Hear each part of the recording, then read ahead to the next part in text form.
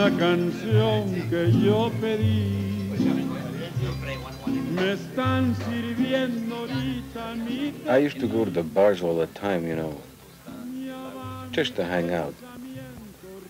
I'd make friends there. You know, orale, here comes Johnny. Set him up. Have another drink, ESE. Well, I enjoyed myself, and so what if I had hangovers now and then? It was worth it. But then I started losing control.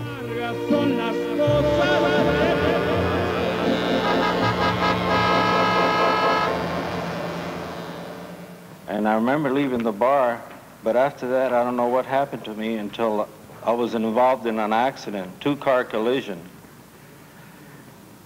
And that's when it woke me up. I really didn't care one way or another about what was going on. I was just drinking almost around the clock and just waiting to die. Like, I really didn't care about nothing. And I used to drink just to have fun with my friends. And pretty soon I just couldn't let it go. I just kept on drinking.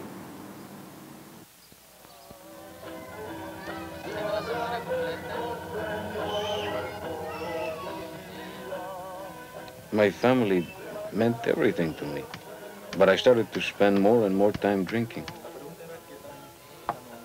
It got so bad that my wife said she was going to leave me. Well, finally, she did leave me.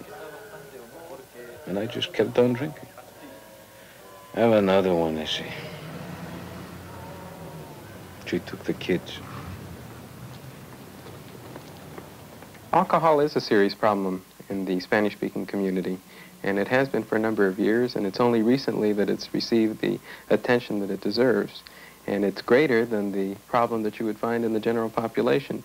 Different studies will tell you different rates, but generally you can say that it's anywhere from twice to a third higher than it is anywhere else.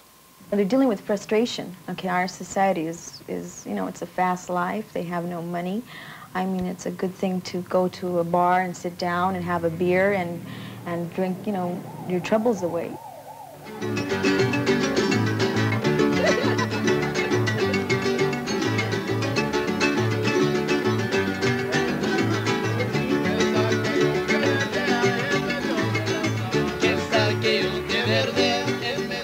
I like to have a good time, you know, so whenever there was a wedding or a bautismo, I'd drink.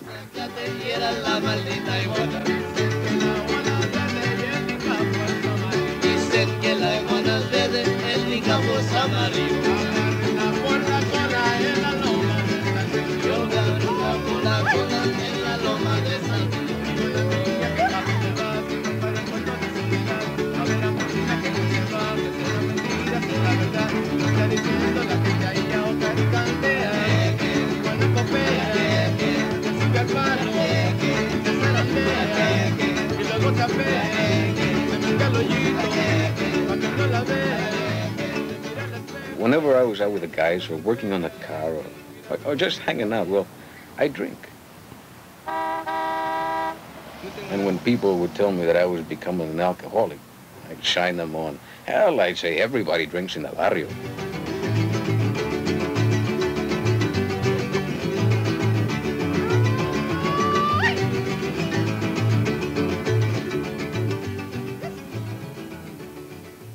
I started drinking when I was 13 years old. I was born in the barrio, and it was a thing to do, get loaded.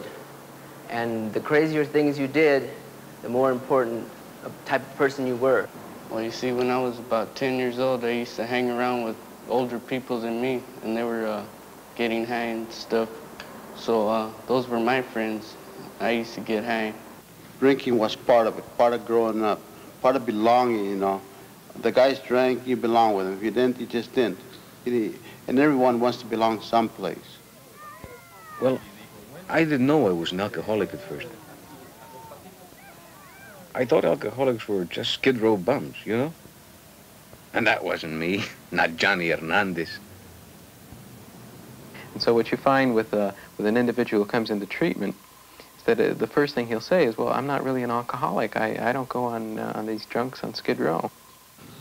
I didn't think myself as an alcoholic. I said, well, heck no, I'm no alcoholic. I got a job. I got my home, I support my family. With me, I had problems in almost every major area of my life, but I didn't consider myself an alcoholic because I was able to work every day. No matter how bad I felt, I went to work. Another thing I used to say, I can quit when I want to. The problem is I never quit. It was just a week after week after week. And yet when you start to explain to him what an alcoholic really is and what the symptoms really are, there's this kind of revelation that occurs where he says, oh, I may just be an alcoholic. How about a little blood music? Chicano!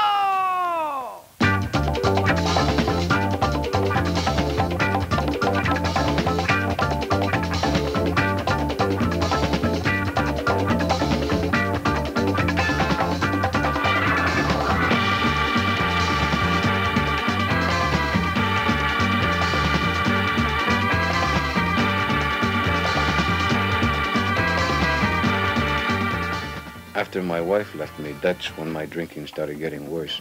I walk the streets drunk. I see these people and they were happy and sober. Me, I was just hurting inside, thinking about what I had lost. I began to blame everyone and everything for why I drank. My wife, the pressure of supporting the kids. By then I had lost my job and couldn't find another one.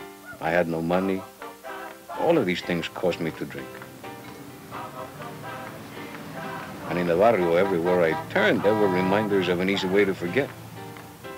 With the booze, I could take the problems.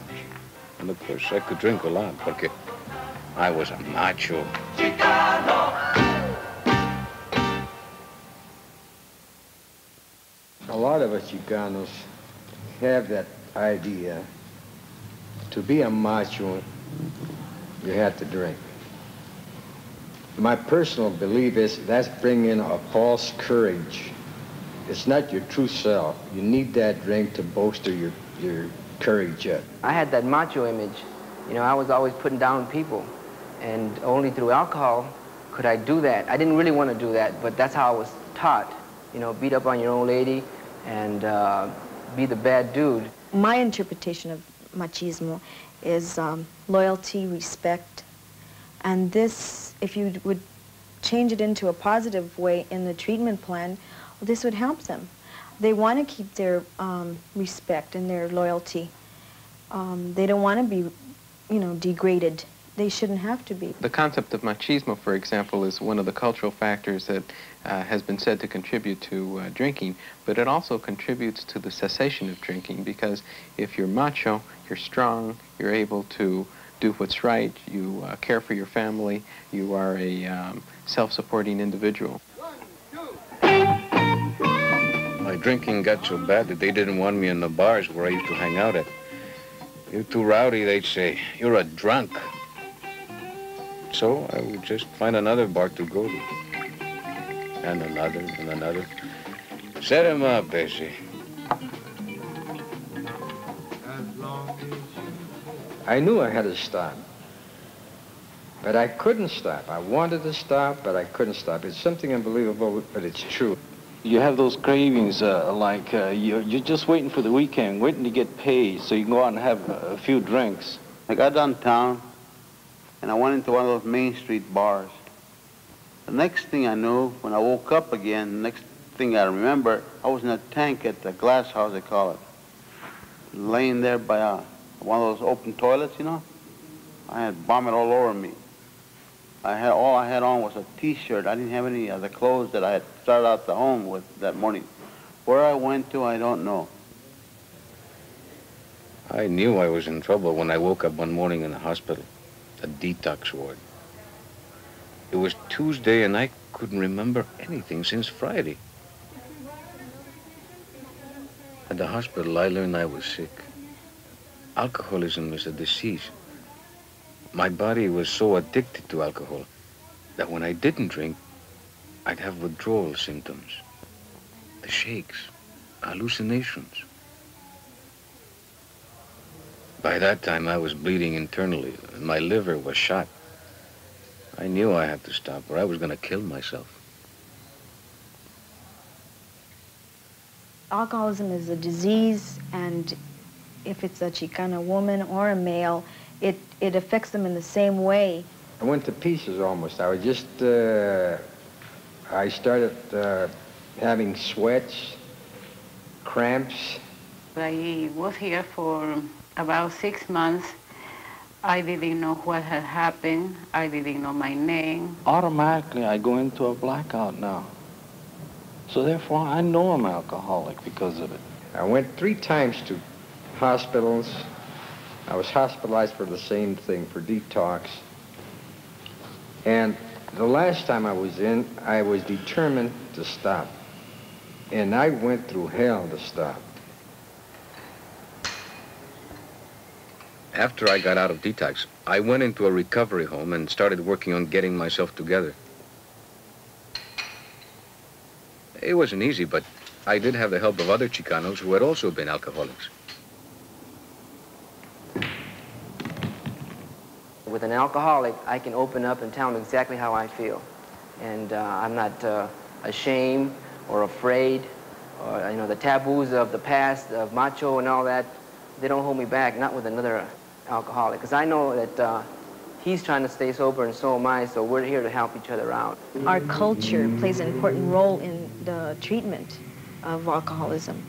Right now, they're not sensitive to our culture, and it's a big problem. There's no doubt in my mind, and in the minds of many of the people who worked with the Hispanic, both Chicanos and non-Chicanos, that the Chicano himself, the alcoholic, needs special kinds of services, and they have to be bilingual and bicultural.